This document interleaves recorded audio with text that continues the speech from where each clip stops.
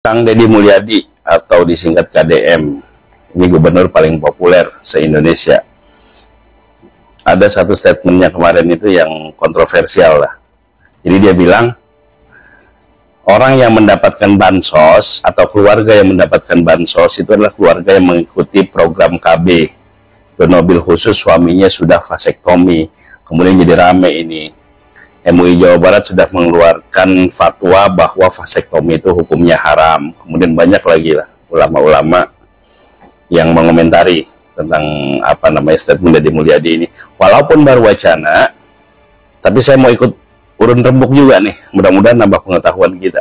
Soal KB, NU itu seingat saya itu pernah hasil basul masailnya itu memutuskan bahwa KB itu hukumnya tafsil. KB itu dianalogikan dengan azal. Dalam hukum Islam itu dianalogikan dengan azal. Azal itu mengeluarkan sperma di luar farji ketika berhubungan. Jadi biar istrinya nggak hamil. Soal azal ini, para ulama menghukumi makruh. Ya, dengan dasar ada dua hadis riwayat Imam Muslim yang hadis ini sepertinya bertentangan. Hadis yang pertama itu membolehkan, kemudian hadis yang kedua itu melarang.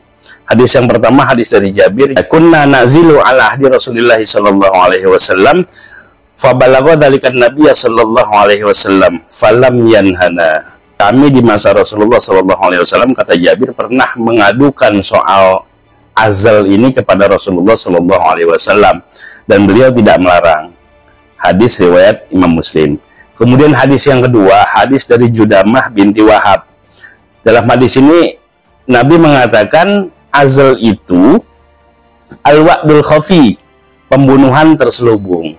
Dua hadis ini seperti bertentangan. Nah, kemudian dikompromikan oleh Imam An-Nawawi, ya, dalam syarah Muslimnya itu, beliau mengatakan bahwa azal itu hukumnya makruh, atau tepatnya makruh tanzih, apapun alasannya. Nah, tapi berbeda dengan Imam Al-Ghazali. Imam Al-Ghazali itu mengatakan bahwasanya azal itu diperbolehkan tanpa ada hukum makruh apabila memang punya tujuan-tujuan tertentu. Seperti alasan ekonomi, beban ekonomi. Misalnya ada keluarga yang miskin, tentu kalau anaknya banyak itu akan jadi beban ekonomi. Ya, akan berpengaruh terhadap kehidupannya. Kemudian yang kedua, dengan alasan beresiko terhadap keselamatan ibunya, keselamatan istrinya. Ini pun berdasarkan diagnosis dari dokter. Nah, kemudian soal vasektomi bagaimana? Soal vasektomi, ini hukumnya adalah haram secara mutlak. Di dalam kitab Hasyiah Al-Bajuri, Syarafatul Qorib itu, Syekh Ibrahim Al-Bajuri itu mengatakan, nanti ada di bawah itu ya, referensinya. Wa kadzalika isti'malul mar'ati syai'ah alladhi yubti'ul habla. Dan begitu juga seorang perempuan yang menggunakan obat-obatan atau alat kontrasepsi lah untuk menunda kehamilan atau menjarangkan kehamilan. Au yaqta'uhu, atau memutus secara permanen kehamilan. Ayukrahu fil ula wa yahrumu atsani. Kalau tujuan dia menggunakan obat-obatan tersebut itu hanya untuk menunda kehamilan atau untuk menjarangkan kehamilan, maka hukumnya makruh.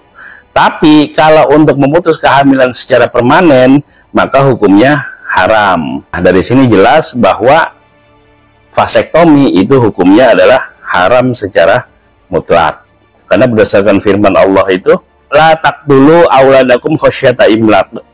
Janganlah kamu membunuh anak-anakmu karena takut miskin. Jadi untuk Kang Deddy, saya mendukung, selama ini saya mendukung kebijakan-kebijakan Kang Deddy Mulyadi. Tapi kalau untuk yang ini, mendingan ditunda deh, mendingan jangan deh, bukan ditunda, mendingan jangan deh Kang Deddy. Ya, karena ini menabrak hukum syariat.